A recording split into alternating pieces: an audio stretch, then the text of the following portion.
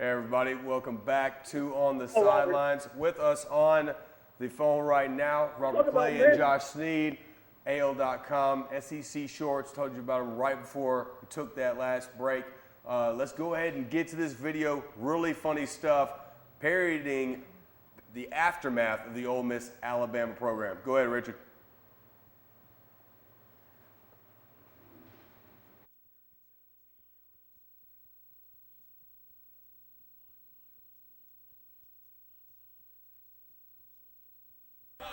What is that?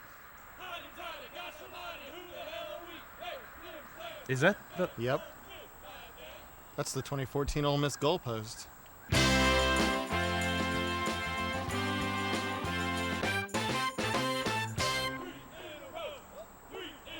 Oh God, they don't know.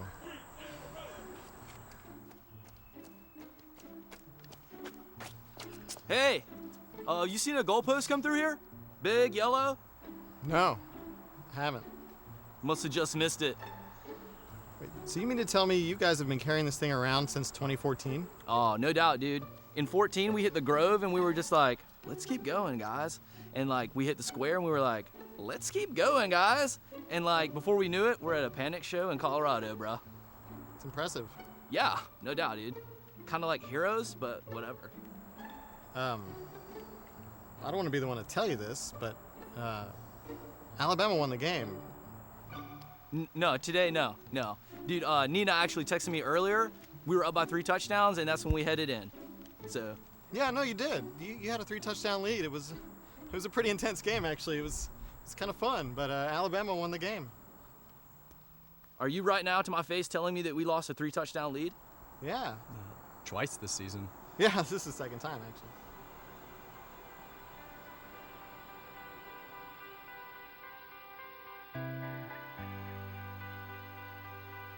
Let's just go home, Connor. No! Just don't give up, dude. We're gonna roam the earth every day until we tear down another goalpost to replace this one. Let's get out of here. Rotate!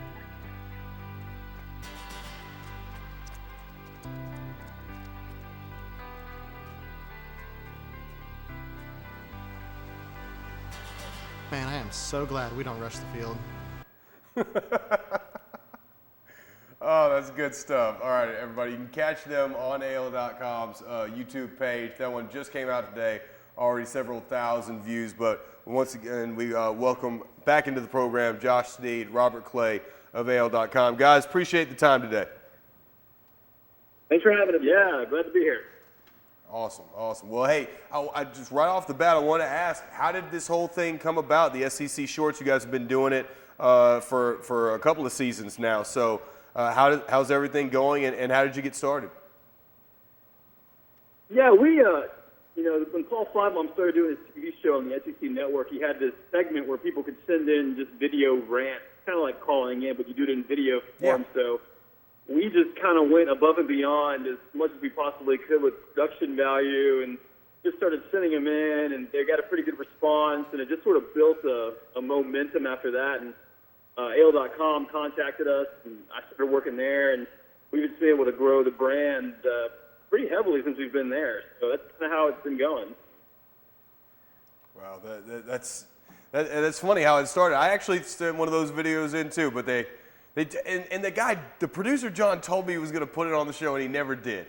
He probably tells a lot of people that. Anyway, that's the worst. You have to watch the whole show to like see if they play it, and it's like a 4-hour show. Yeah, it's pretty hard to keep it all together. You just don't have a face for TV. That's the problem. Yeah, you're right. That's the problem. That's yeah, the problem. You should consider that maybe you are too ugly to do that. You should think about that. All right, cool. Can I get on y'all's video then? We've already explained this. You're too ugly. Oh, good stuff. Oh, I love it. All right.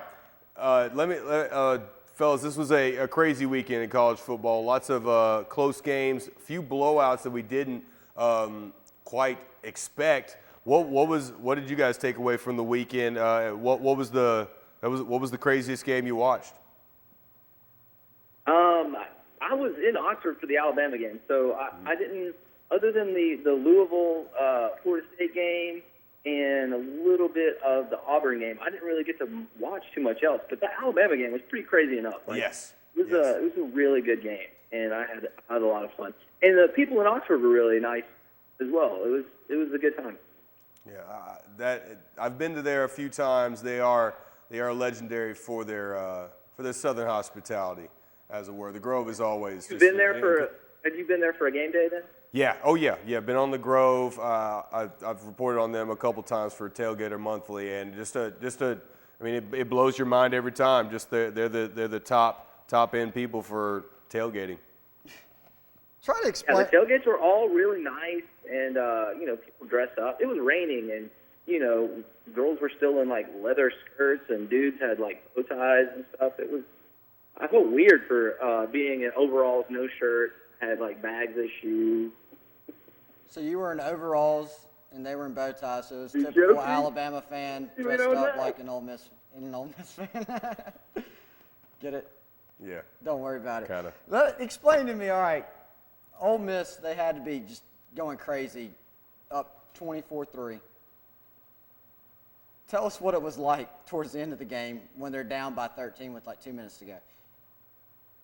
So everyone is like politely trash talking at the beginning of the game, and I just most of the time had my hands buried or my face buried in my hands. So they're kind of dancing around, they're yelling stuff, and then it started to get really quiet in the third quarter, and it was really funny because the people who were like, yeah, take that back, all of a sudden they're getting kind of tired and they want to beat traffic, I mean, that just had to be. I mean, and for it to basically happen exactly like the Florida State game, to be that emotionally charged and your team is dominating, and then to have it the rug pulled out from under you like that. I mean, that's an emotional roller coaster. Only few fan bases know how to deal with, and I mean, Ole Miss has had their chances. Looks like they both did it the same way, where they just kind of tired out the defense and then ran the ball over them. So it's got to be rough for an Ole Miss fan to watch for sure.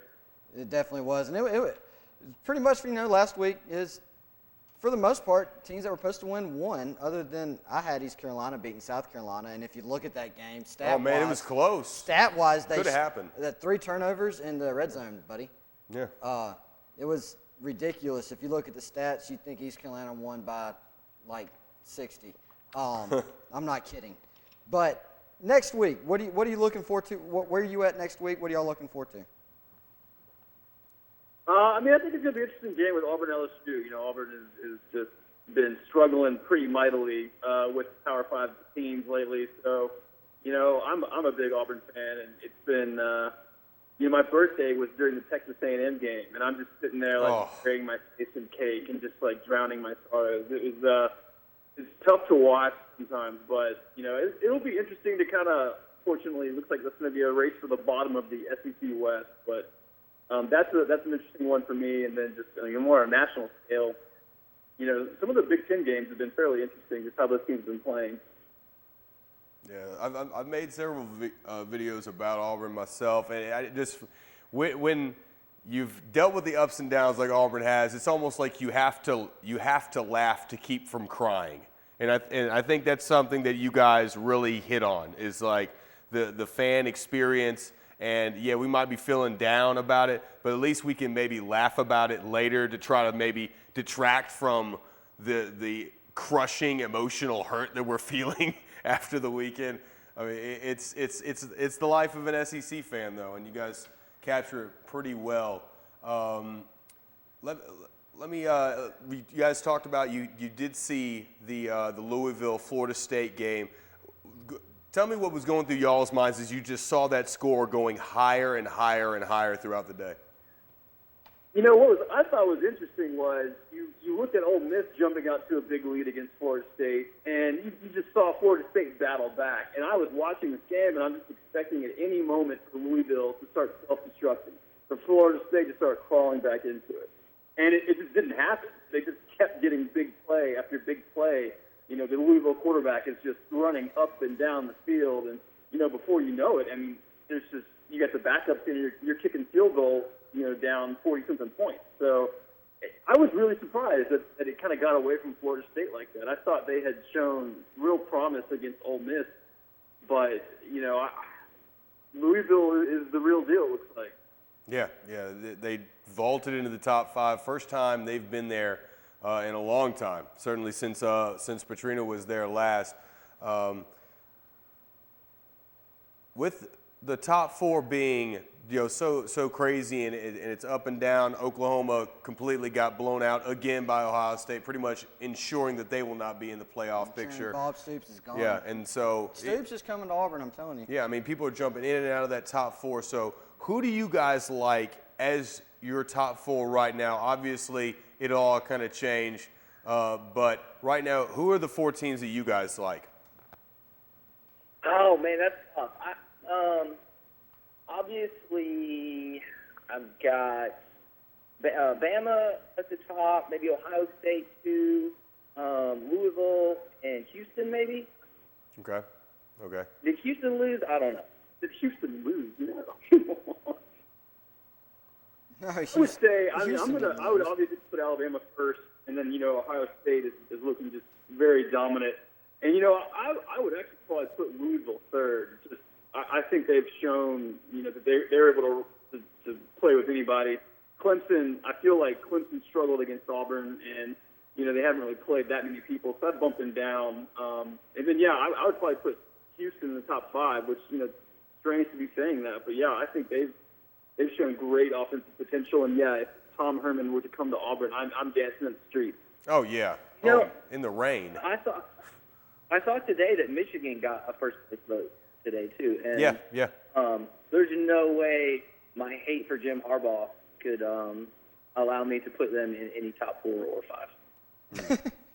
I like that. Well, and the good thing about these teams that seem to be clustered there around 4, 5, and 6, a lot of them will end up playing each other. We'll see Clemson face off against Louisville here in a couple of weeks. And also Louisville and Houston now look like a de facto playoff game, like a semifinal or a semi-semifinal. What was that, a quarterfinal? Yeah. So if it came down to Houston and Louisville, and they're still just on track to go with it, who do you guys think evolves more as a team and wins in November? I mean, I think it's going to be Houston. I think that they've kind of been close the past few years, and I think they just finally have figured it out offensively. They've got just incredibly talented athletes, and just the way they, the first game of the season when they're just on national TV and they're just completely steamrolling Oklahoma. I think that's just, granted Oklahoma, I think has shown their true colors a little bit, but I would got to go with Houston. Going with Houston. For me, one last question from us. I don't know. For me, it might be Louisville just because I think they'd have more impressive wins. But Louisville has more impressive wins. That's a tough one for me because Houston really has a great run defense. People don't talk about the defensive line that Houston has. Both of those teams' defenses are underrated.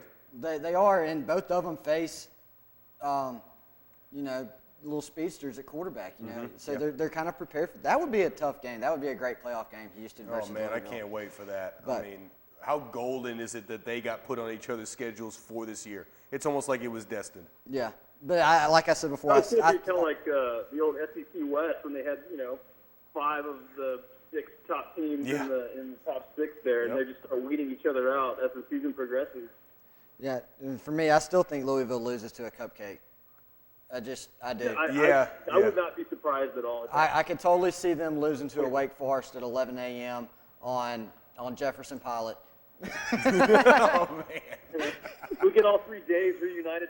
Oh, that's a hangover game. I can see. I mean, because Cincinnati could have definitely pulled that off if they could have gotten anything from their offense. Cincinnati could have pulled it off, but they got tired. I see Louisville losing one. I see Dave Baker just excited in the booth as Wake Forest pulls the upset with a field goal to win the game.